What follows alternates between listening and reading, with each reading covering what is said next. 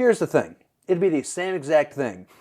Doctor having this great conversation, blah, blah, blah. Oh, no, the plot, ER. So, a body, Yes. It'd be the same. It'd be the same thing. It'd be the same Science thing. fiction is irrelevant to that problem. Like, oh, here comes the injured person. Great. Yeah, it'd be the same exact.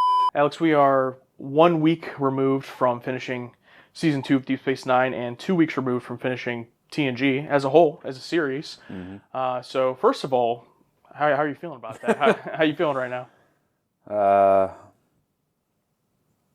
I want to say relieved because I can now look at my box set without fear. I would want to watch an episode or look at the title of an episode. Same thing with IMDb. No, hand over the eyes, like, oh, don't see it. Accidentally see a few letters. Or going to Paramount Plus. Oh God, that was another one. I was too lazy to get the discs out, having to hide because they'll put best recommended episodes for TNG. I was doing that at the bottom. And luckily, I don't have to do that anymore. But in terms of myself and how I'm feeling about it, sad. I've talked about this a few times. Also, thank you if you're still here after the Deep Space Nine Season 2 finale dropped. I checked out over on Patreon, the uncut. I think 100 likes. Oh, that's good. Like 400-something comments. Woo, boy. Summer of 2024, we made a video about our Star Trek journey as kind of like an intro type video to the channel. It's still kind of like our featured video if you go to our channel. Mm-hmm. And at that time, we had just finished TNG Season 3. So we were, talking about why we started it, why we got hooked by the man trap, why we're watching the whole thing. And then we talked briefly about what it is specifically that we liked in Star Trek and maybe some things we didn't care for.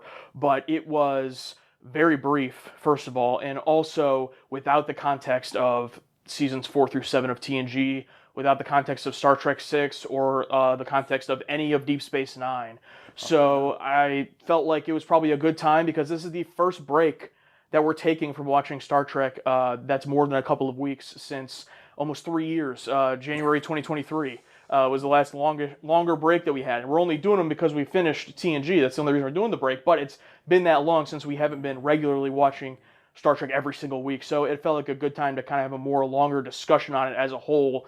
I think we're about a third of the way through the entire franchise, according to what people have told me. So it just felt like a good time. But it is interesting to me because we made that video back then, and there's a lot of Star Trek we haven't even seen yet. Obviously, not everyone has watched that video. It's a good video to watch if you haven't. But it feels like there was a lot of periods, or it feels like there was a lot of instances since then of moments where we have certain things that we like or don't like, and it kind of comes across in a way where we're not explaining it fully because we are always talking in the context of that episode. You know what I mean? Like, we're talking of like, well, in this episode, I don't like this because of this, but we don't really regularly get a chance to speak about our opinion as a whole, if that makes sense. It's kind of like a blueprint of like, well, this is my general opinion. So then as we jump in, this is how it affects it. Does that make any sense? Yeah. I think we've expressed multiple times. I think one of the talking points of that episode, or maybe just a separate video, is why we love low stakes episodes. And yes, we do, but that's not. I think some people get the feeling that's the only thing we like, and that's not true. I mean, don't get me wrong, I am upset when it seems like it's going to be a nothing plot. And then similar to the season 2 finale of Deep Space Nine, where the plot literally runs out of the woods. You look at Star Trek, it's a show about people on a ship or on a space station, but it's such a beautiful, optimistic blank canvas where you can literally tell any story you want, and the tools exist in the universe to explore anything. It feels limited on the surface. It's just a show about people in space and they fight goofy aliens in bad costumes. But if you really look down deep and look at these episodes, hell, I was getting prepared for the general TNG discussion, and I went back. I was picking up my box set. I would pick either 1 through 4 or 5 through 7. This one, okay. And I would just randomly open it up and put a disc in and see what episodes are on there. I'd look at the episode and go, oh yeah, or oh shit, or fuck, what was that one? And for example, I put in Where Silence Has Lease, and I'm like, oh, that one, the one with the weird face that makes like a human, the big cloud in space. And what I love about this show is, obviously, you cram so much in an amount of time, some details start to slip or memory starts to fade. I put in this episode, and just the aura, the eerie feeling that episode was able to create of what's happening with the score, the music, the direction of just panning from people to people. And like every episode has some sort of unique feel, and so many I've forgotten. And that's what I love about this show. It's so big. It's not just one person. There's so many different combinations of people, actors, directors, writers, and sometimes the combination is great, and sometimes it's terrible. And I think that's why I love the show. It's not just low stakes episodes. There's episodes like Whispers. When it can take a genre, an already existing sort of way of telling a story, put that little Star Trek spin on it. This one's a horror movie. This one's a scary movie. When it comes to high stakes, Whispers, for example, that one's extremely high stakes. We think the entire station of Deep Space Nine has been taken over, but it's a different kind of story. It's an unreliable narrator story. It's like, holy shit! And it makes total sense it can exist in the universe. Of course, oh, there's a clone of O'Brien? Oh, okay.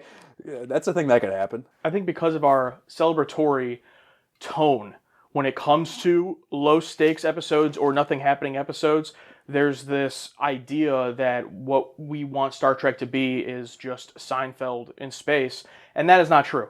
Now, would we love an episode that's like that? Yes, that'd be awesome if and there are episodes that are lower stakes. But that doesn't mean that that's what we want from the show, and therefore, if there's a bigger stakes episode or a big scope episode, like the season 2 finale of Deep Space Nine, for example, that means we don't like it.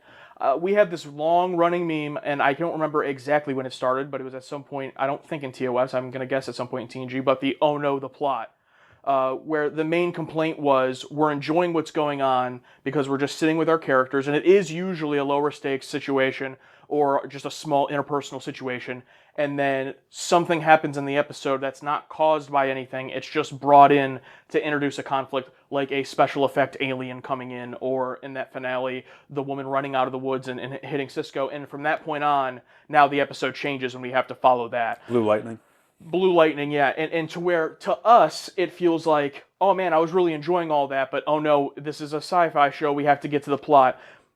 Here's the main difference, I think, though, is when we're talking about an episode that does that, it can come off as if we just want every episode to have no plot. And that's not true at all. I think the main difference in that is the plot needs to exist to further our characters in some way. It can be a emotional, a romance, a trauma type story, an action, it can be anything. You brought up Whispers as a great example and how that's a high-stakes episode. That episode absolutely has a full plot. There's at no point in Whispers where nothing is happening. It has a full plot. We love it because it takes us through the perspective of O'Brien, and we get to experience that with him. All of my favorite episodes, for the most part, going all the way back to The Enemy Within in TOS, Sitting on the Edge of Forever, This Side of Paradise, and then in TNG with things like Remember Me, Redemption 2, Iborg. All of these episodes have plots that are, for the most part, heavy sci-fi plots as well. They're not only plots that are interpersonal. But the reason that those are great and other ones aren't is because they use the plots to give the characters growth or give the characters a journey that we can go on with them. Our biggest, I think, gripe, specifically in the sci-fi genre, but also just in general, is when the plot seems introduced because they didn't have any organic way for it to happen with our characters. So therefore, the episode is just kind of happening for a little bit, and then here's the plot device, and now you all have to react to it. And even that can still work, but when it's truly bad is when, once that plot is introduced, none of our characters matter. That is when it is the worst. Even if it's shoved in there, I feel like something like maybe Night Terrors, for example, where that's, the whole alien thing going on in space or whatever while we are having all the stuff on the ship. That still goes through Deanna seeing that and the dream sequence and everything. It can still not be, oh no, the plot. But when it's just shoved in and now it's like this whole thing is going to happen and it doesn't matter what any of our characters do, and then episode ends, that's when it becomes, in my opinion, something I do not enjoy. Yeah, when they feel separate, where at no point is there really any high stakes besides the Enterprise blowing up, and it feels completely separate. Like, okay, we'll have an opening scene with character stuff going on, great. Plot's introduced, we never go back to that. That's the annoying part, where it's, okay, plot's here, gotta forget that nice scene where we're happening, and it doesn't end with a nice button where it wraps around. It just, oh no, the blue lightning's here. or when we're not even aware of the blue lightning, and then we find out after painstakingly watching our characters try to figure it out.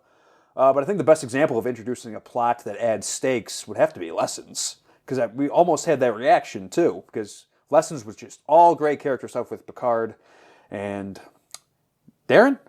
Yeah, Nella Darren. Nella Darren? Yeah. All great. And then they slowly introduce that problem where there's volcanic stuff going on down there.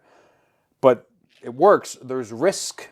That plot works because it involves the characters that we've spent all of this time with, and there's a risk to one of them, the one that has a more likely chance of dying, who isn't the main guest character. Yeah, a guest character who isn't the star of the show, where the entire episode was making us fall in love with this person and their relationship, and to introduce that element of, oh no, she might die, and holding that to the very end, it worked there. And that's why it's, I think, one of our favorite episodes, because it did it. It introduced a plot, and it didn't completely betray or ignore everything they did beforehand. 100%. I think that is my favorite episode up to this point, and that's exactly why, because it is that perfect example of getting you invested. I mean, that one goes above and beyond, because now you're getting you invested in a guest character as well with a great performance, and it gets you invested in that story. Then when that plot is introduced, you still care about these characters.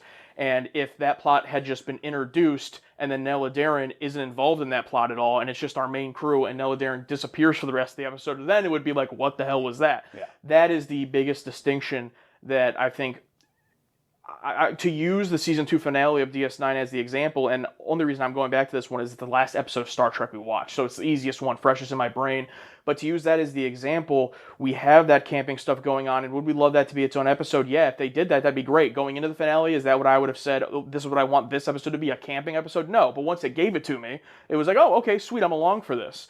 And then that plot comes in, and not only does it interrupt that, but then it is an introduction to this new villain that's going to be throughout the rest of the show that doesn't matter. Nothing that our characters that we've already gotten to know over 2 seasons, nothing they do in the rest of the episode matters. That now there are things that happen. The Odyssey gets blown up. We get the introduction of the Jem'Dahar and what they are. There's possible theories of what does this mean moving forward, and I understand all that from a storytelling standpoint.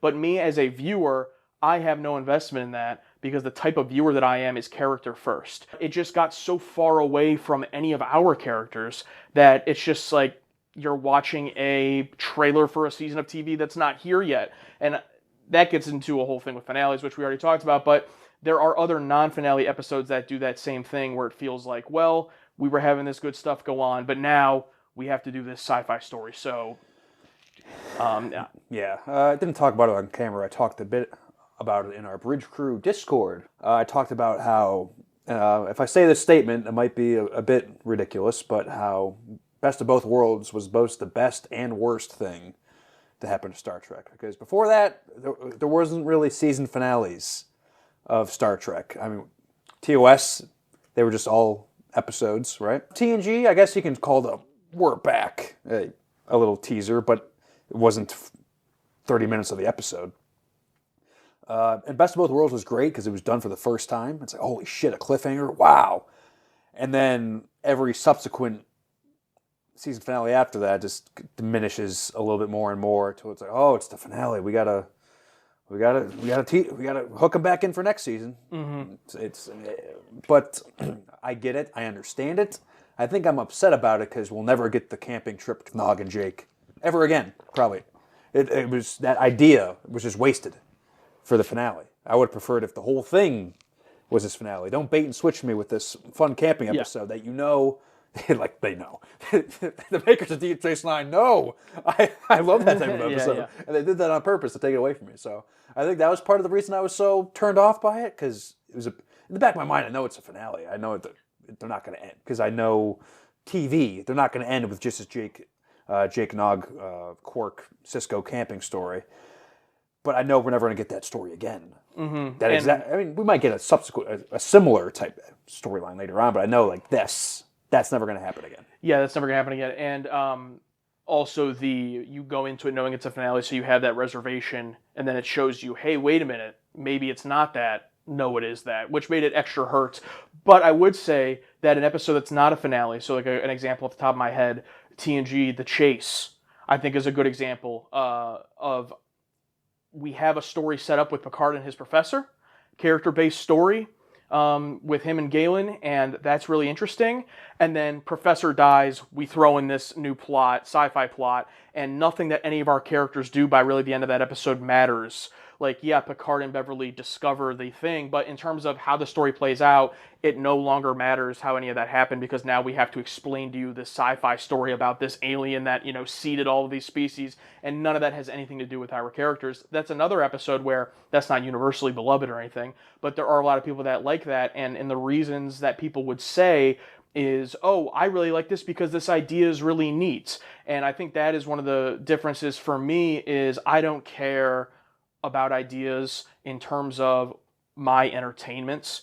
If something entertains me and is a really, really cool idea, that makes it extra awesome, right? Like, it's like, oh, I've never thought about that before. That's really cool. Something like the quality of life in TNG, with the exocomps. It's like, that's a really neat sci-fi premise. How far can we go into something being not humanoid and technological, but still be considered, a sentient life? That's a really interesting sci-fi plot, but the reason I care is because it's done through Data in that episode. If it wasn't done through any of our characters and it's just this random plot, it's still a neat idea. I don't care. So I think that's one of the big differences in terms of that is I don't care about the premise. I care about how the episode plays out. Yeah. And you can have cool, strong ideas, but I think one of the reasons why I like Quality of Life so much is that it has moments in it. The moment where Data turns around and said, "No, sir, I turned it off," or whatever with the exocomps. Like, Yeah. oh fuck, that's huge for Data to do something like that. And when the chase, I don't think there's any sort of strong moment like that. And the thing is, when you bring in these guest characters with personal relationships to our characters, it adds another. We get to see another side of him. Picard's the captain, right? He's top dog. People come to him for advice. But when you bring his mentor aboard, a former teacher, that adds a whole nother layer of Picard. We get to see Picard as the student, build up this relationship, kill him off on screen with Picard there, have an emotional moment. Could have been something more. Similar with the Pegasus with Riker. We get to see, because very little often do we get to, besides Riker being, suave, very, very little do we get to see that other side of him. That's why I love Best of Both Worlds Part 1 so much, of him debating whether he's good enough to take the big chair or not, whether he can do it or not. That was great. And Pegasus, too. We get a little more backstory and see him react differently to John Locke from Lost. It adds so many different chances of looking at our characters in a different light. But when it comes to the chase, it's just, ooh, everyone's a humanoid because of this. Yeah. It's but there's no substance in there to make me, or any changes or growth. It's just, oh, we came from this. Yeah, I think that's another great example. You just brought up the Pegasus, where that's a complete good example of it done right. Now, that's not the most sci-fi plot in the world. It's kind of a more grounded military government-esque plot, obviously. But there is the sci-fi elements of the cloaking and everything like that, and the phasing. And the reason that's done so well is because we do the whole thing through Riker. Now, imagine if that episode was essentially the exact same, and it just didn't have the Riker connection. And it's just Pressman coming aboard and being a badmiral and trying to get this done, and our whole crew standing up against him. Could that still have been a decent episode? Maybe I'd have to see how it plays out. There could still be cool moments, like you said, in that. But the reason that whole episode works so well is it's completely focused around that Riker connection. Learning about Riker's past, what does this mean for him now? How does that change his character?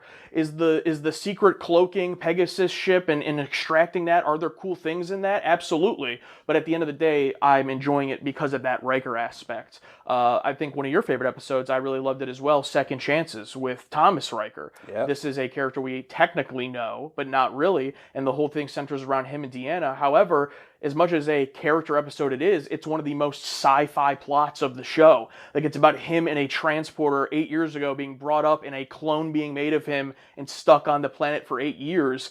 That is a dead-on sci-fi plot. I think if we were just not fans of sci-fi, we would go, what was it, some weird twin from a transporter? No, I don't like this. It's like, no, that's awesome. And then we get those moments where they're down there and you think one of them is going to kill the other, because it's all based around the two Rikers and Deanna. So I think that's the main thing, the main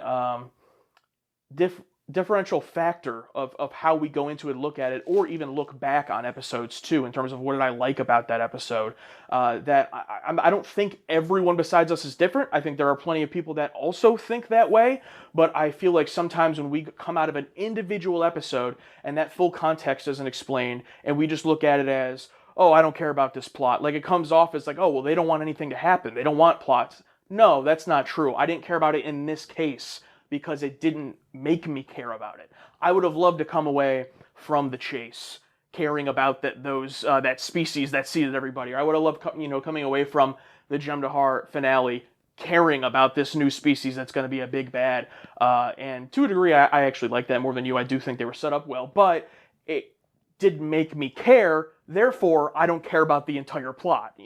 So I think that's a little bit of and we're not the best communicators all the time. I think that there are times where we just dismiss it as, oh no, the plot, who cares? And if someone's watching our video for the first time, or even if they've been here a while but don't know the full context, they go, oh, they just don't like because it's a plot and it's a ship battle. That's not it at all. I've loved a lot of ship battles. It's not. Yeah, and there's plenty of episodes where it's that magic word, execution, where there is a plot and it's executed and told in a good way.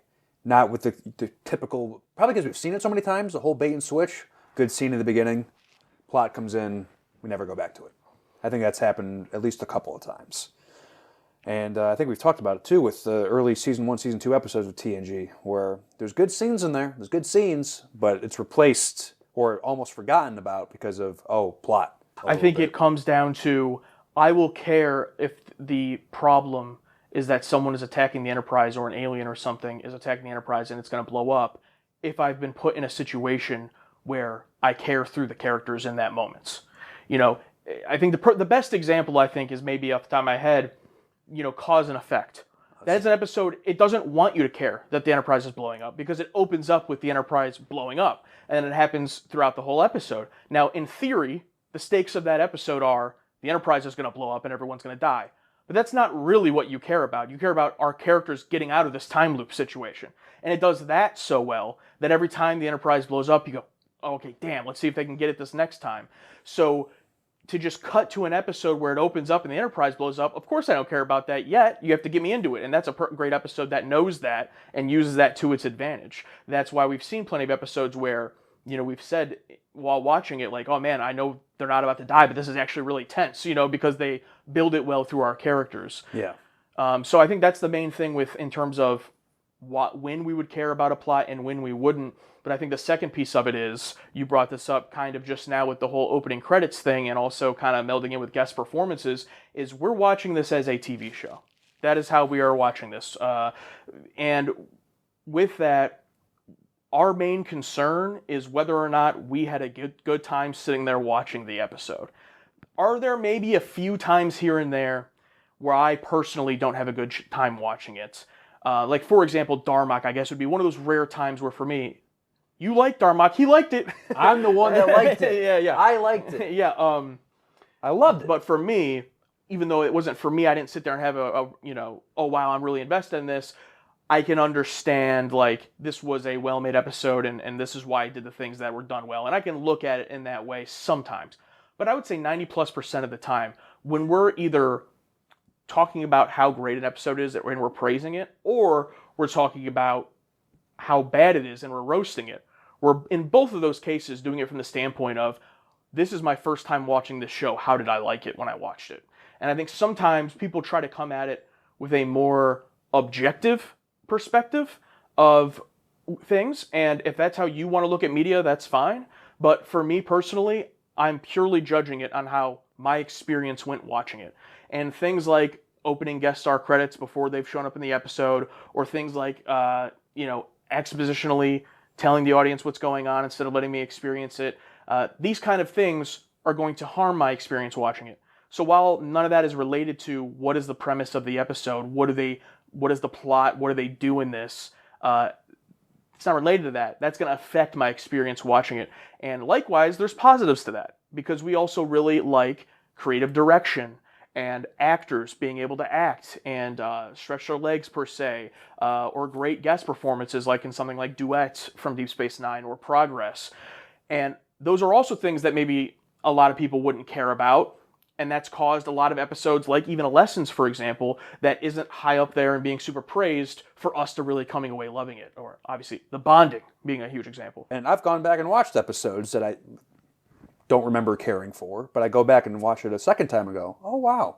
Oh, that's neat. Oh, like fucking, for example, in my random box picking for TNG, I was able to get Half a Life. I watched that, like, oh yeah, Half a Life. I remember watching that. I watched that one. I got to the end. I fucking cried in my apartment. I went, oh, wow. And I went back. How did I feel about this one? I went back and, because right after watching it the second time, I'm like, oh, that's an S, without a doubt. I would go back and watch our video. I gave it a B-. I'm like, what? Like, I even put a message in the Discord, like, dumb fuck, with my face holding the B-. And I now think of that episode as an S. Like, that episode was great. And I don't know what, it might have to do with the headspace I'm in that day or what mood I'm in. It's just raw thoughts right after watching it. I mean, we finish watching the episode, we come across to this side of the room, and we start talking about it within minutes after watching it. It's just, how do you feel about it? We haven't taken the time to go home, dissect it, look everything up. We do everything minutes afterwards. Yeah, that's a great way of saying it because, people in the past, the idea of something like maybe, for example, if we have a problem with something in the episode, oh, they did it this way, I don't like that. Well, there's information out there that we could go look up and see why did they do it that way and understand it. But that ruins it. That's not the point. The point is how we feel right after watching it. If I wanted to take in all of the available information on why everything was done exactly that way and the excuses or the benefits, the luck that they had, then okay, we wouldn't talk about the episode. We would delay it a month and come back and talk about episodes we already watched. The point of the discussion is similar to, I would compare it to watching the episode as if it aired on TV and then talking with your buddy the next day about it. You're not going to have all the context of what happened 30 years later of knowing what happened. It's just, you watched this last night, how did you feel about it? That's kind of where we come at with our angle of the discussions, and I really enjoy that. But not that I don't have interest in a behind-the-scenes aspect. We obviously do. We love the direction and all that stuff from that aspect. But I think it takes away from the first-time watching aspect to look at it from, oh, well, this guest actor only got hired a day before they shot it. It's like, that's fine. None of that affects how I just watched this. So yeah, the most toys is the example that I can think of where everyone's like, oh, we just got the script the night before. And yeah. Like, okay, that's great, but it doesn't change how I'm watching it. Yeah, I just saw it. Yeah. Yeah. But that'd be really great if we ever do a second time watching. And for that discussion, we actually do look up all behind-the-scenes stuff because it'll be safe at that point. But I'm just thinking, for example, you go to an art gallery, you go to a movie, whatever, and you're watching it. But just imagine if there was someone there pointing out, oh, that happened because of this. Or the artist in the art gallery saying, oh, that little smudge, that happened because blah, blah, blah. It's like, no.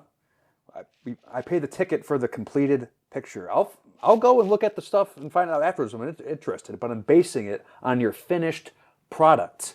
I'm not going to, you're not going to explain away any things you think I might not like or whatever, ask questions. Like, you finished it, you put it out, you sold it. Is it cool to, look at the details after the fact? Oh, they hired that actor, he was a last minute replacement. Great, but we're not going to know all that info or look it up immediately afterwards. So we're just watch, discuss. And, we paid the price. We bought the ticket, we bought the box set. We have the right to just judge the final product. They presented. I'm judging the plate of food I was served. Yeah. You know what I mean? If the fucking cook comes out and says, oh, it's undercooked there because of this. I don't give a shit. It's undercooked. Yeah. You served it to me. It's finished. Yeah. It's okay. I'll rate you 5 stars still. You presented this to me as if it was done. I'm going to give my thoughts on it, how it is. And I think a great relating factor to that is how well the episode is being executed can really either smooth those things over or make them glaring. So a really great example is a bad special effect. If we're watching an episode and we're really loving that episode, we're watching Lessons, we're watching Whispers, whatever it is, and then there's a bad special effect that pops up, we're probably going to go, maybe we'll mention it like, oh, that wasn't that great, but whatever. Mm-hmm. Or we just won't even mention it. We won't even really care because we're loving that episode. But then it's an episode that we are not enjoying and it's not being done well. And then a bad special effect comes up. we're going to go, oh my God, that's atrocious. Because the episode has put us in a place of a certain level of enjoyment. And so everything's going to start becoming more or less important in that sense. Now, that's not obviously everything that we would care about, but I think that that's also definitely a factor where we're already not liking something or we're already loving it, and then that's going to color how you see certain things in that episode. A example for me with this would be the host from TNG, where I was having so much fun watching that episode. You know, we meet the Trill. Most of the stuff we learn in that episode ends up not mattering in terms of the Trill. Yeah. But we meet the Trill. I love this concept so much. I love that it takes over Riker, and I love that he hooks up with Beverly. You know, and it's like all this stuff that I'm having so much fun with that I rewatched it recently, and I'm like, my God, this is not good. especially having the context of, we've only seen 2 seasons of it, but having the context of the Trill and with Dax and in Deep Space Nine, and then going back and trying to see how they're explaining it in the kind of rules that they're setting up, and I'm like, oh my goodness, this is crazy. Now I still enjoy that episode on a just pure, you know, enjoyment of like camp and those types and outrageousness in that episode. Yeah. But that's definitely an example where I was having so much fun watching that people who have seen Deep Space Nine or people that are seeing the whole show, they go, oh, what a garbage episode. I can't believe they liked that. These guys are idiots, you know? And it's like, but at that time I was having so much fun with that and the idea of what they were doing that, yeah, I don't really care that it's kind of dumb. Similar to that, but talking about not really caring if you're enjoying the episode, I think of Whispers. And I also think of a video we watched back in psychology. I might have talked about this before on the channel, where it's a video of people, I think, just throwing volleyballs across the room. They're throwing volleyballs to each other across the room. And we're told, okay, keep your eyes on the volleyballs, And as you're watching the volleyballs, you know, I remember watching it in class. I'm like trying my hardest to pay attention. I noticed some people start laughing and like, oh, what is that? And I'm like, oh, I wonder what they're talking about. And like, all right, now let's watch the video again. Watch the video again, but just watch the video. And there's a man in a gorilla suit who walks by right in the middle of the frame, and he keeps walking, but you don't notice it. And that's how I felt watching Whispers. There could have been a fucking giant man in a Mugatu suit or whatever walking through, and I would have not noticed because I was so enthralled in that story. But if it was a bad episode, yeah, you're right. I'm going to call out every single discrepancy or thing I don't like. But when things are so structurally put together and flow as smooth as they do, yeah, a lot of episodes can get away with some bad shit on there. And that's the inherent kind of magic of TV and movies to an extent, but movies are a much bigger production most of the time, so you're a little bit more, I would be a little bit more scrutiny, you know, have a little bit more scrutiny in that way. But with a TV show and the fact that they're making so many of these episodes, that the goal of every single episode should be to pull you in and get you to that state where you don't care if something that's not the best or something that doesn't make sense, you know, happens in that episode. I guess another somewhat related topic on that would be dramatic irony and us knowing things our characters don't. And that's a big one that can upset us or get us really mad.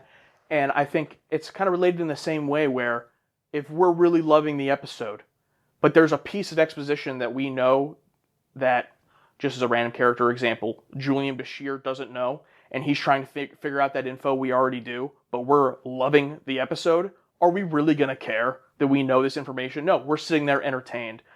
But what's so...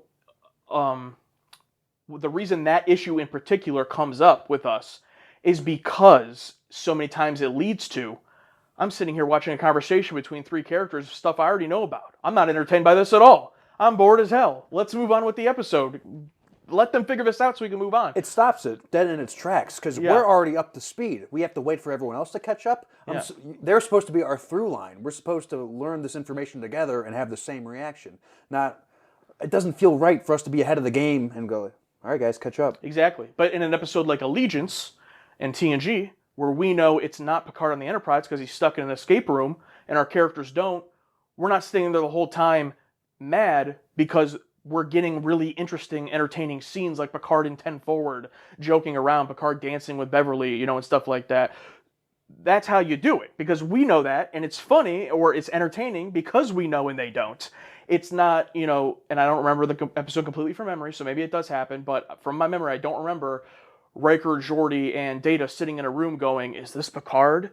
You know, what do we do? And if that did happen in the episode, it was so minor and only a few seconds that it didn't get away of all the fun stuff we got in it. So that's, I think, another great example of something that we roast on all the time.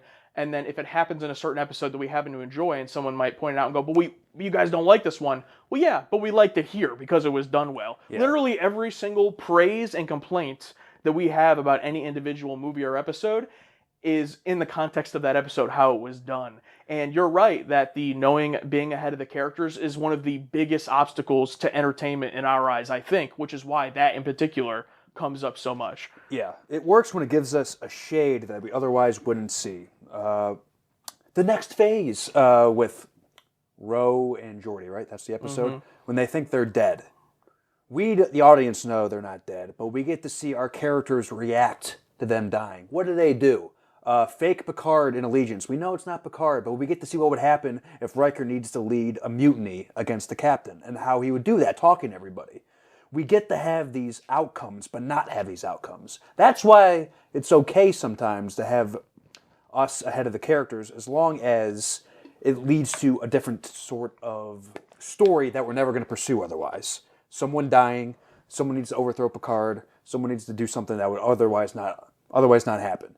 That's great when there's a narrative to it. If it's just, okay, pause, wait, let's get the exposition out, wait for them to catch up, there's nothing for us to do here. There's nothing for us entertaining. Yeah. Some people might find it entertaining to see them theorize of how they get to that answer. To me, that's not that entertaining, unless it's an action that they're trying to do. Overthrow Picard, throw a funeral for someone, see how they react to that information. But just seeing them discuss, not the most entertaining. Unless it's a very creative way of how they are going to end up finding that out, to where if I already know it, okay, I'm fine already knowing it because that's an awesome way that they came up with how to find it out. And we don't usually get that. It's usually our characters talking in a room or talking to each other about what's happening, and then it just gets revealed to them regardless of their own actions. Yeah. It just ends up eventually getting revealed to them. Yeah, cause and effect is one of the best ones they've done, because it's an explosion happens each time, and they make creative ways to have it revealed. Like during the poker game, when all of a sudden they start saying, "You think you already know I'm bluffing," and everything freezes for a moment. Like Riker's looking right at the camera, and they make it interesting, and they start laying the cards down, and I think Worf's I think Data's putting the cards down, and each one knows exactly what the numbers are. That's entertaining. That's neat. Like, oh shit. But for the most part, when it's not done well, it's just... Yeah, and I can sympathize with writing a script for TV, how difficult that is if you know your story and you're thinking to yourself, I gotta find a way to make these characters eventually learn this information. It's probably so hard to come up with creative ways, and it's probably so easy. You're running out of time. You have a deadline. You got to make this episode. It's so easy to be like, all right, well then, in this scene, someone walks in and they figure it out. And it's like, yeah, I'm sure that happens sometimes. Again, I'm not going to use that as an excuse for why it's okay, but it's like, that's why it is such a big thing that we talk about. Well, it's your choice, Mr. LaForge, the Nebula or the Pulsar. Let's go with the Nebula. Yeah. But yeah, I've never taken a script writing class, obviously, but I wonder if it's one of those, especially if it's a mystery type episode where our characters need to figure it out, if it's work backwards. Okay, this is the answer. Now, how do they write backwards? But I think that's probably why a mystery episode is so much more well done, and something where it's not a mystery and the information doesn't really matter. We just happen to know before our characters, because we got shown it, they don't really care in terms of like, they're not going to try to lay out this whole mystery, so they're like, oh, I just haven't figured it out. Then someone walks in the room, and then it comes off in the episode like, to the people making the show, that's not very important to them, but it can lead to, for us, being bored because we already know that information. So yeah, I'm trying to put myself in their shoes, like, because you want the people to get that information. Like, oh, I want them to know this, but are they afraid that people are going to be confused when they get to the ending? I don't know if it's TV versus filmmaker, where TV is so sometimes spelled out or gotta put it in people's faces, similar with their advertisement, for example. Oh, next week, make sure you see the return of Denise Crosby as Lieutenant Yard. I wonder if it's that thinking, where it's make it easy for them, and maybe there's other people that come along like, oh no, we're going to make them work for it. They're going to think for it. I don't know. I think of the changes we can simply make in Tribunal, where Chief's shown talking to the one guy walks away, he has a device. It's just, little changes I would make if I was making this episode. Have him talk to 2 or 3 more people. Make it a gimmick where you think, oh, O'Brien can't get away. People keep stopping him. Introduce some new people that we don't know. Like 2 or 3 of them mixed in there. And we have a cast of characters. It could be any one of them. Not just one where, oh, it's obvious. I think, I forgot to bring this up in the discussion of that episode, but Star Trek 6, where the one new named character ends up being the villain or whatever. And in that episode specifically, instead of introducing one new character and still having it be mysterious, they said, fuck it, we only introduce one character, show and pull out the device. Just little changes, just... And I think that leads to another really big thing that is of my mindset, and I'm sure you probably agree, but I don't think you say it as much as I do, because I've gotten a little bit of a reputation of this, I don't care, is my attitude. And what I mean by that is when I have a certain opinion on something, or it hits me a certain way. Your example in Tribunal, where the friend he meets immediately pulls out the voice recording device, we know that. So later in the episode when they're trying to figure it out, and I'm going, we already know this. The reasoning that might be given there is, okay, well, yeah, but they're trying to hook the audience into the episode there. Why is he recording his voice? What's going on? Another example would be with the season 2 finale of Deep Space Nine. You guys wanted this camping episode. They're not going to do that. It's a season 2 finale. It's a season finale. They're going to make it something that sets up the next season. I don't care. That's the thing. That's the thing is when I'm talking about it, I think there are definitely behind-the-scenes facts, information that can be very interesting to know, and it's very fun fact type things that are cool to know. Totally. But in terms of changing whether I like or dislike something, outside of the show reason, like outside of show logic reason and going into the real world logic, will never affect how I think about it. Like we brought up those toys. Oh, the guest star got hired last minute. Or from a show-making standpoint, well, they have to hook in the audience. Or the opening credits don't matter. Everyone saw commercials that week anyway. Or, the season 2 finale. Well, it's a finale. They're not just going to do a camping episode. Those are all valid statements. I don't care. It doesn't affect how I like or dislike it. I'm not going to look at it and go, well, you know what? You're right, therefore I like it. Now, I could definitely acknowledge, yeah, you're probably right. Okay. Opening credits didn't matter in 1993. Everyone saw commercials. It doesn't matter. I don't like it. It doesn't change how I feel. Yeah, all those outside factors are supplementary. None of them are going to change my opinion on anything. Like, is finding out that the actor with the most toys was hired pretty recent to the start of filming, is that going to make me go, oh, wow, boy, do I love the plot of this episode now and everything about it? No, it's all just, oh, neat. Oh, interesting. Relating back to what we said earlier about depending on how much we like the episode, I think that's another example where, in the most toys, which, first of all, just to clarify, yes, the whole hiring recently thing was a big deal. Also, people just genuinely really liked that performance and that character. And we just didn't. I think I disliked it more than you at the time. So that's just a straight up disagreement where if that's a disagreement, I like a performance or dislike it and you don't, then that's a fun actual discussion at that point. We're talking about different opinions on the show. Cool. But in terms of him being hired recently, we're watching an episode we love like Duet. And you find out that the guy playing Maritza, wow, we watched that episode. That episode was fucking great. That guy was amazing. Yeah, guess what? He was hired the day before they filmed that. Holy shit, that's awesome. And he gave him that performance that can give that extra boost. Yeah. But when it's bad, or it's something we don't like, then it's like, oh, okay. I still don't like it. Yeah, it's supplementary to what we're already feeling for the most part. I think that there's a natural instinct or a natural reaction to our Star Trek journey that is pretty far along at this point, based on all the reactions that we've had, to say we aren't fans of science fiction. And we should just watch an Earth-set drama, something like, I don't know, I haven't seen these shows, but something like ER or in that vein, where there's hundreds of episodes of it of character drama.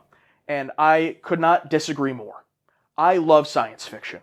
I love Star Trek. I love phasers and Klingons and Batliths and the Trill and Andorians, and I love all that shit. Bolians. Bolians, And I love all of that. I love the idea of a transporter. I love the idea of a planet survey. I love the idea of going to an academy and then going into Starfleet and then dying on your third week because you're not on the Enterprise. You're on a random ship somewhere. I love all of that. And when we complain about that stuff in the show, it's purely in the lens of being at the expense of enjoying the show. Like, any time that something is introduced on a science fiction level and it's entertaining, I like it. I think Second Chances being one of the best examples, or what was my favorite episode for a long time, Remember Me. Can you think of a more science fiction example than someone being trapped into a bubble universe, and people disappearing on their ship? That is a straight up science fiction. Why do I love it? Because I get to experience the whole thing through the lens of, at that time, my favorite character. In TNG Beverly Crusher. Didn't end up being my favorite by the end. Not her fault, but that is to me why I think it's so silly when we wouldn't be watching this franchise if we did not like science fiction. Yeah, and you bring up, I love science fiction, of course.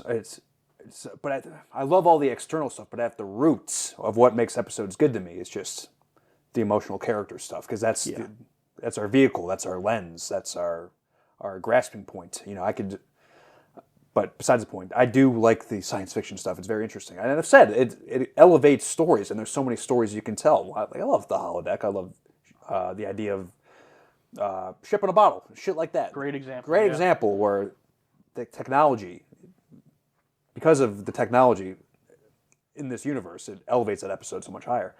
But one thing is, it's fresh in my brain. It's funny, we talked about how all the external factors of real life doesn't change our opinion on an episode, really. And I wonder if people are watching this we're explaining how we react to things. And I wonder if people are saying, well, that's great that we know that about you guys. It doesn't change my opinion of your reaction. Oh, yeah, 100%. It's 100%. It's like we're doing the same thing.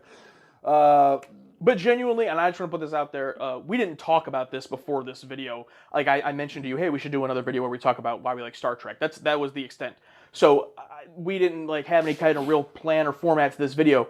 But the point of it, for me at least, was not just in the sense of defending my opinions or anything. I genuinely don't care. Again, I don't care if people like or don't like our particular content. They can choose to watch it or not. But I do have a genuine sympathy to someone watching our content and hearing the things that we say that to us are so ingrained in our personality and our tastes, and they listen to it and go, what? And they go, wait, what do they mean? I don't understand what that means. Sometimes, for an episode, it'll be similar how people say, oh, this is the first episode of Star Trek I watched. Sometimes I forget. Sometimes an episode we released recently is the first time anyone sees us.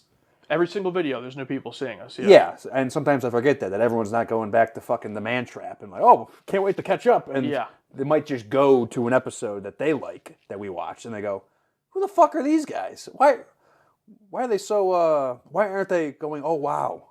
Why are they talking? Why do they hate this? I don't understand. Who are these fucking guys? And I realize now I understand that sometimes it's their first introduction to us, and if it was a beloved show that I loved for certain reasons, and I take a chance on this new channel, and I start watching it, and they start hating it for reasons that I don't even think of or consider, I'd go, oh, what the fuck? But hopefully afterwards, because that was my biggest thing with any sort of YouTube reviewers. If they disliked anything I liked, they go, whatever, fuck you guys. So you don't know what you're talking about. And then as of recently, past few years, especially with other media, I really got into them. And oh, okay, differing opinions on some things, but also same opinions on things I like as well. Oh, nice, neat. Yeah. Helps that they're entertaining. But it's fresh in my brain. But oh, you guys should go watch an episode of ER or whatever. Here's the thing. It'd be the same exact thing. Doctor having this great conversation, blah, blah, blah. Oh, no, the plot, ER. So a body, Yes. It'd be the same. It'd be the same thing. It'd be the same Science thing. fiction is irrelevant to that problem. Oh, here comes the injured person. Great. Yeah, it'd be the same exact. Yes, that is so perfect. I'm glad you said that. It would, let's even take something we genuinely love. Horror, right? We're watching a horror movie. Let's say it's a creature feature, and we're getting, two characters having this great scene, and then monster busts in and eats them. Maybe in that moment, because we love horror so much, we'd be reacting, be oh, that's sweet. But in the same kind of vein, if that was the entire movie, and every time the character stuff started happening, it just turned into a generic monster movie, we'd be like, okay, we don't need all that. You know, Yeah. it's the same thing. It's not that we dislike that it's a science fiction plot. It's that it's a plot in a TV show that is interrupting what is going on that is good in the TV show. Yeah, and especially when it comes to Star Trek. I mean, when I'm watching like a campy horror, if I'm watching fucking Friday the 13th Part 7, Sure, you know, yeah. like I know what I'm getting at that point. Yeah. But when it comes to Star Trek and the amount of episodes we've seen with amazing character moments, the bonding, family, all these other things with great interpersonal character moments, because we've seen that before, and we have a chance for that again, and then it gets ripped away by a plot. It's like, it's one of these, damn it. I'm not opposed to plot episodes, but when I think we're going down the route or the alley of a similar vein of the bonding, and then it's taken away, it's like, damn it. I thought we were getting that. I was going to say, because I do think the bonding is a great example. Just to name a few off my head, I would say our favorite episodes of TOS, The City on the Edge Forever, and This Side of Paradise, and then also the bonding. And then I'll throw it back also to The Enemy Within, because that was a pretty early one. Those were examples to us of, we're not just watching a science fiction show. We are watching some of the best television we've ever seen. And I think sometimes that gets lost in the shuffle of when we're criticizing these things, because we've tried other sci-fi on the channel, and it's not all bad. It's like we don't dislike it because it's science fiction, but I watch something a lot of the time that's in a genre, whether it's science fiction or anything else, and I go, okay, yeah, it's a science fiction show. You know, and it's like, whatever, okay? But then I watch Star Trek, you know, and I watch something like those episodes, and I go, oh, holy shit.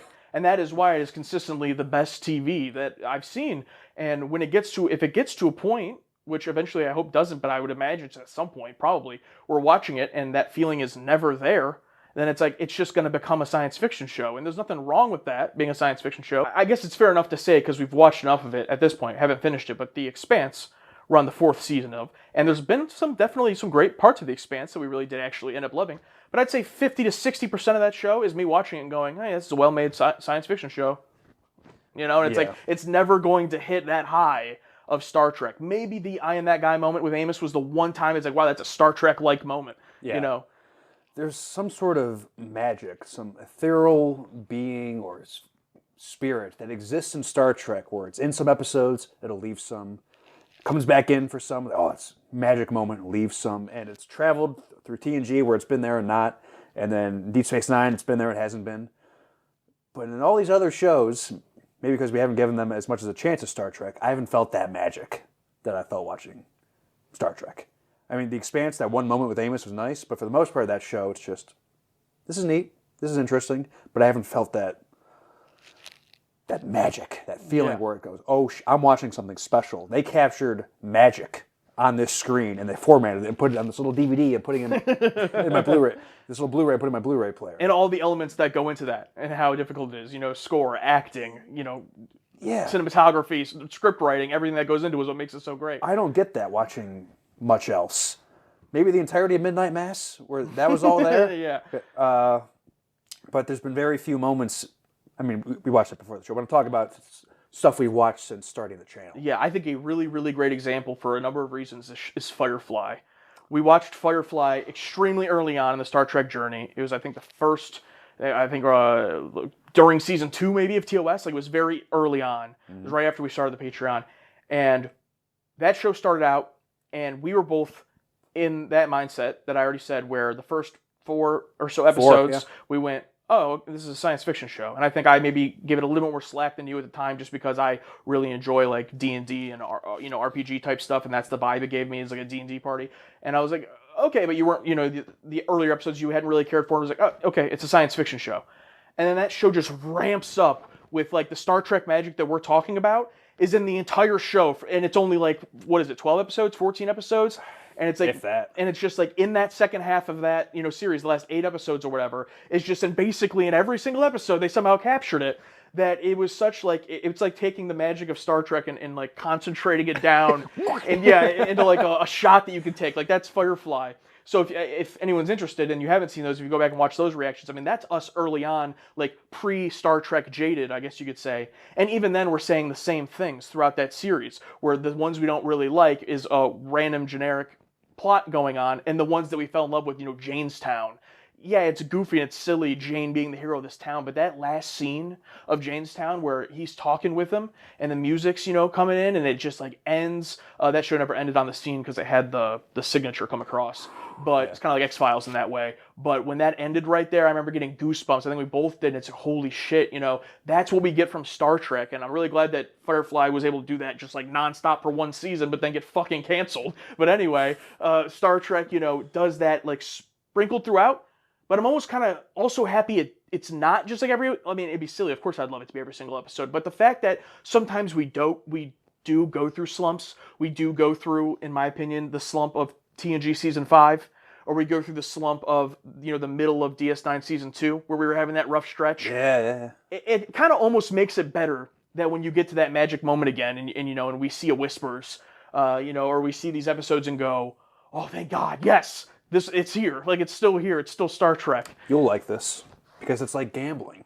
Yes, I am a gambling addict. Yes, go on. But every episode is a gamble. Yes. Are we going to see the best Star Trek we've ever seen? Or are we going to see the worst we've ever seen? Yep. Or is it going to be flat? That's the excitement of every new episode. For most part, not episodic, but serialized TV where it's one continuing story. For example, the first half that we've seen so far of The Expanse Season 4. Where it's just been pretty much the same feeling throughout the whole 5, because it's, same people making it for the most part. But with TNG or with Star Trek, almost every week it's a different writer or director for the most part. Is going to be multiple writers, one writer. Is going to be even that's exciting.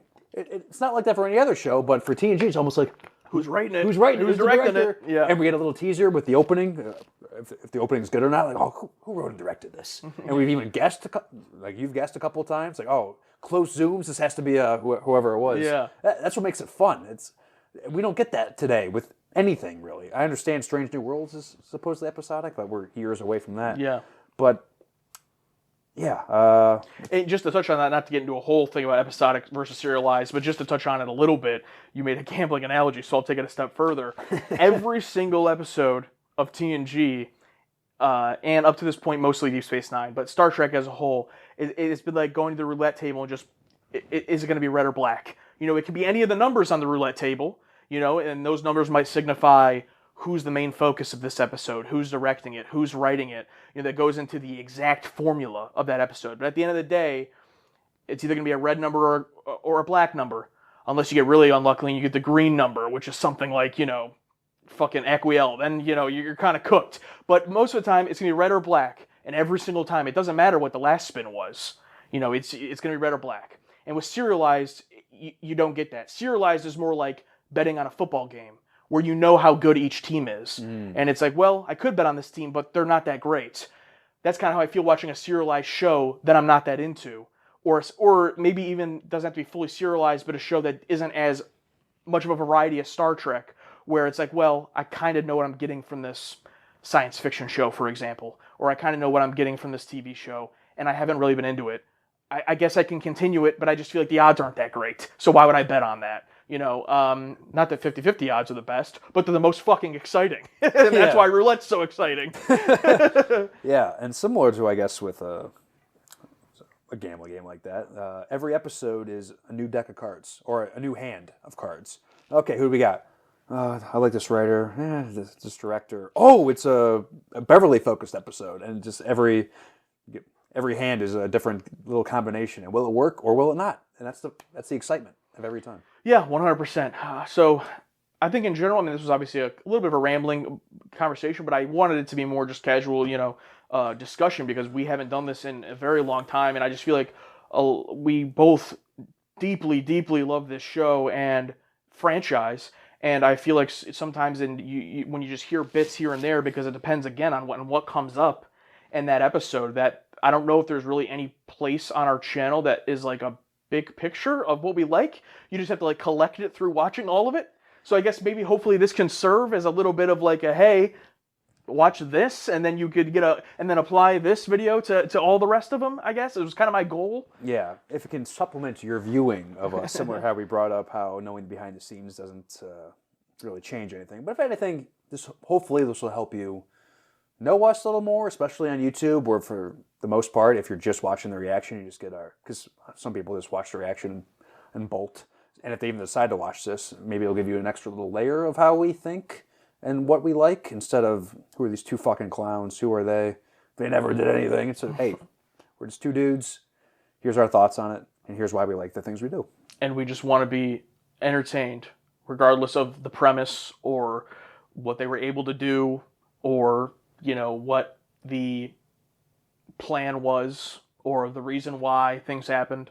We just want to be entertained, and Star Trek, more than anything else we've ever watched, has consistently, for the most part, entertained us to a degree that is so insane that I truly believe if I went back to 2020, 2021, and talked to myself and said, hey, you've never watched Star Trek, but if you start watching this show, it's not even the same show. It's multiple different shows across decades and movies, and it is going to consistently be better than anything you've ever watched. I'd be like, yeah, okay.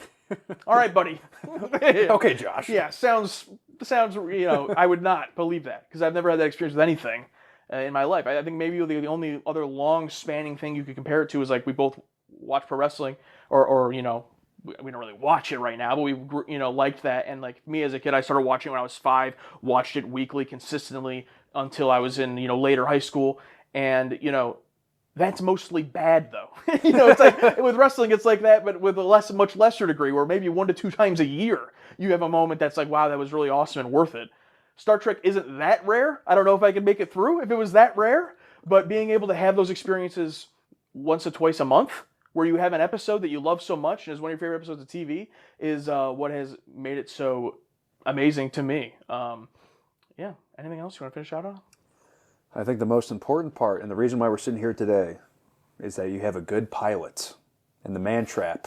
If the man trap was, I don't know, Charlie X, which isn't the worst episode, but original pilot where no man has gone before. Where no man has gone before. Would we be here right now? I don't know, because those episodes were fine. I mean, there's two in our viewing order. It was 2 god complexes right back to back. But I think it's just a perfect storm of our love of the Twilight Zone, and just the fact, or beyond belief, and that type of story, and the fact that the man trap was the first one we saw, and maybe so many other people saw that as well. Would we be here right now? I don't know. I genuinely don't know either, and it is kind of one of those things, we've talked about this off camera, but it's one of those things where things just line up a certain way, and you think about, like, wow, how different that could have been. I think that if we had watched TOS and it was one of those episodes we didn't fall in love with at first early on, we probably would have said, maybe check out a couple other big ones, big popular ones, and then jump into TNG. Do I think we still would have liked TNG? Yeah, absolutely. We still would have loved it probably maybe 85% of the way as we do. I think watching it from the beginning gave us that little extra boost in how much we love it, because I think we would have probably committed to watching all of TNG regardless. Mm-hmm.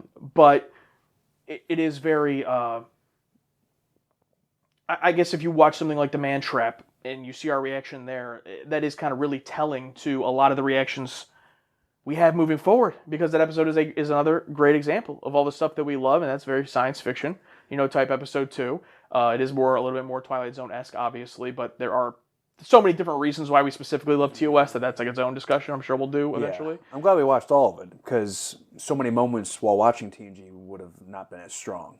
Spock, Bones, Scotty showing up, and like, that guy. Because if we didn't even watch the TOS movies, if we just watched a few banger episodes of TOS, then went to TNG, and by the time we get to season 6, go, is that supposed to be Scotty?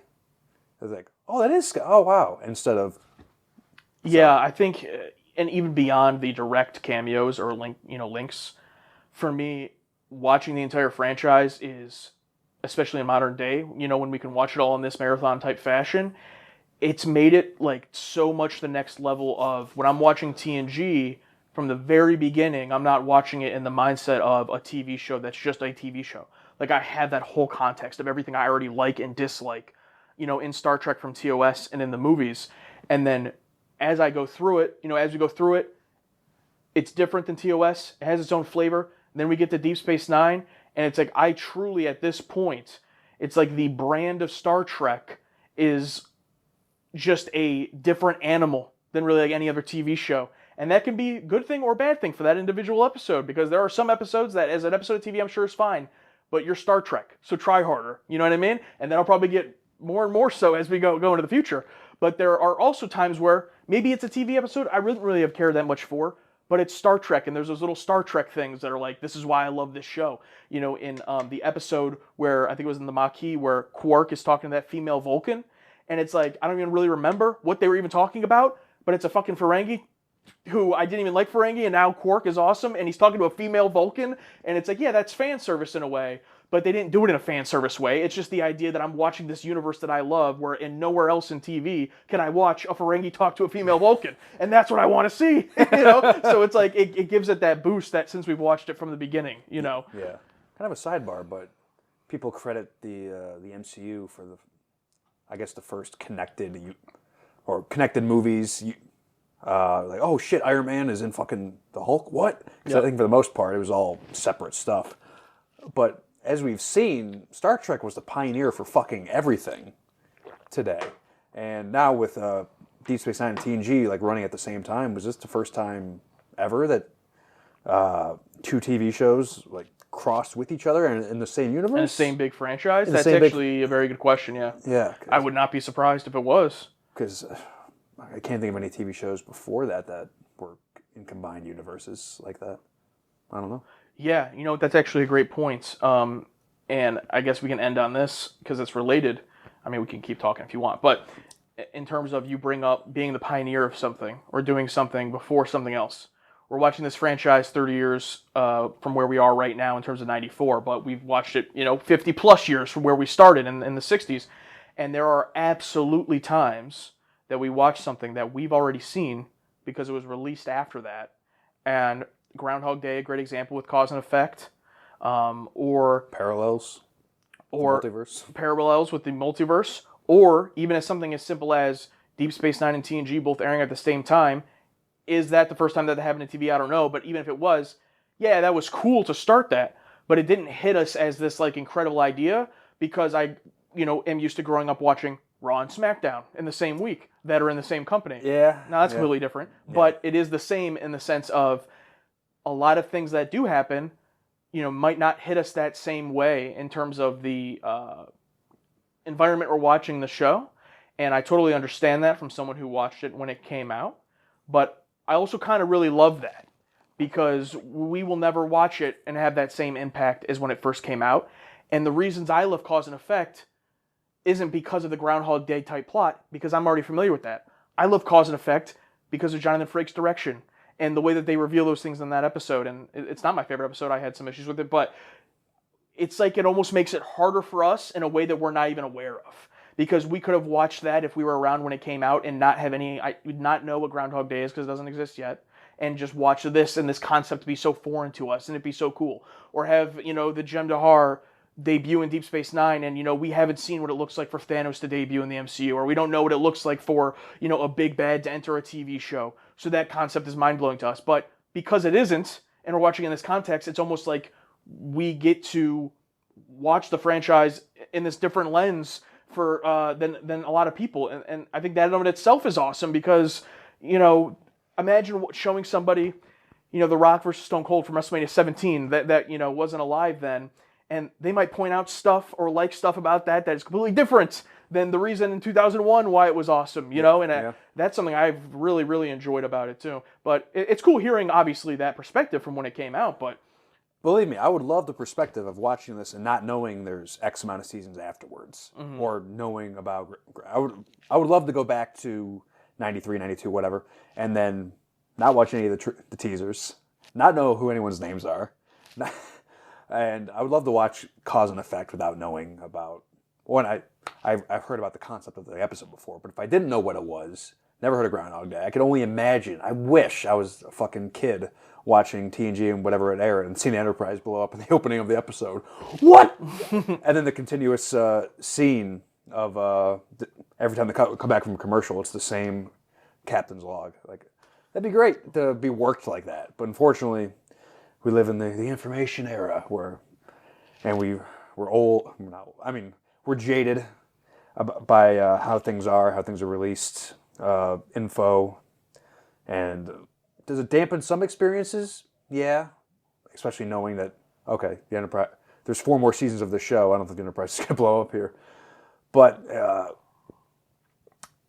and knowing how storytelling works, knowing, okay, it's a season finale, they're introducing the next big bad, they have that outside thought process. I wish I could just be everything in the lens and be totally sucked in watching the finale of Deep Space Nine, Season 2, for example. Like, oh shit, new big bad, and not have that. There's the season finale. They're trying to hook us in and bring us back in a few months. I wish I didn't experience that, but you're getting us how we are right now with the info we know. So Yeah, absolutely. Well, that is why we love Star Trek. I hope there's some through line for you guys to follow, and hopefully we didn't ramble too much. Yeah, but I enjoyed that. I mean, we do talk about Star Trek outside of the channel in our real life. You know, time to time we send each other, hey, I'm watching this, whatever. But even in that way, we don't really ever have like a long discussion about it. I guess in theory, like sometimes we'll have discussions about like, oh yeah, it's been shitty lately, or it's been great lately, you know, whatever. But it is nice to just have a talk about a whole big picture of Star Trek rather than just what season are we talking about? What episode are we talking about? You know, it's, I mean, obviously great to drill down and do that, but Yeah. I wish there was maybe there's ideas or something that people could do, but if there was any way to have more big picture talks or maybe cover themes across the show or something like that, because I think we got a long way to go to watch the rest of it, but just it's transformed a lot more for me, especially in like the last, I don't know, 6 months or so, with the introduction of Deep Space Nine and everything like that, in terms of the me loving Star Trek as a franchise rather than like an individual thing. It's kind of like made that jump for me, which I was never nervous. I knew I'd probably like Deep Space Nine, and I knew that I would probably like TNG when we were getting into it. But now it's kind of like solidified, where it's like, okay, they've done 3 shows, and I'm a big fan of all of them. I'm pretty cooked, you know, not cooked. I'm pretty hooked, you know, at this point. So Yeah, I'm hooked but nervous. We talked about it. TNG was always the driving factor to get there eventually. Now that it's over, we still have the movies, but now that it's over, it's okay. I still love this franchise. I love the characters you've been introduced to. Still worried about it being home base, and it's not even home base for long. I mean, it'll be because it'll be the oldest one, but Voyager starts pretty soon, which is I thought we were years away from that. I'm like, oh fuck. So yeah, but what is the fun piece of that, even that, is we talk about relating to people that was coming out when it's the first time. That is kind of really the one way we can relate to them, because in real time when TNG ended, that's probably how everyone felt. You know, there are some people that don't even like Deep Space Nine, and then it ended, and they're like, "Oh, well, fuck," you know, and they were looking forward to Generations or whatever. But you know, we had that same nervousness, so I'm extremely nervous about Voyager. I'm extremely nervous. Not that I think it's going to be bad, but there are people that say they love Voyager, but Deep Space Nine did have a certain level of hype in terms of a show we knew nothing about. Oh, you guys are going to love this.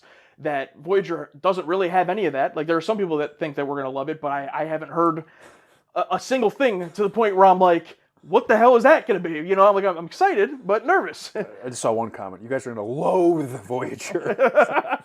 Okay.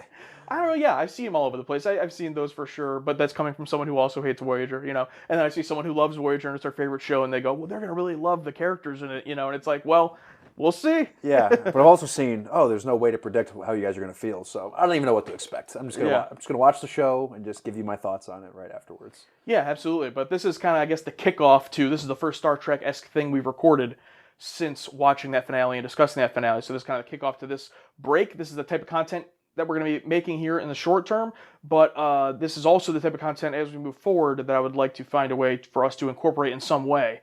I love the Star Trek journey. We're not going to slow it down or anything, but TNG is over. So not that we're not going to love Deep Space Nine, but as we move forward, finding different ways to talk about it, enjoy it, etc., is something that's definitely on both of our minds, I think. So yeah, I think the well of TNG definitely is not over. I think there's many probably different aspects, ideas, best of, worst of, that can lead to it's pretty fun discussions. And even if we put up a post on Patreon to help even get ideas for discussions, that could be something we could do. But there's definitely more to be talked about, I think, with the show. Absolutely. So if you watch this, you probably like us even less. Yeah. But if you did watch this entire thing, I don't care if you like us or hate us. I mean, we've probably been going like, what? hour at this point at least. Quite a bit, yeah. Yeah, so if you watch this whole thing, regardless of your opinion of anything we said, I appreciate that, because that's pretty long, so thank you. Thank you. We should throw in something secret here at the end for anyone who watched it. I still don't like the season 2 finale of Deep Space. That is the opposite of a secret.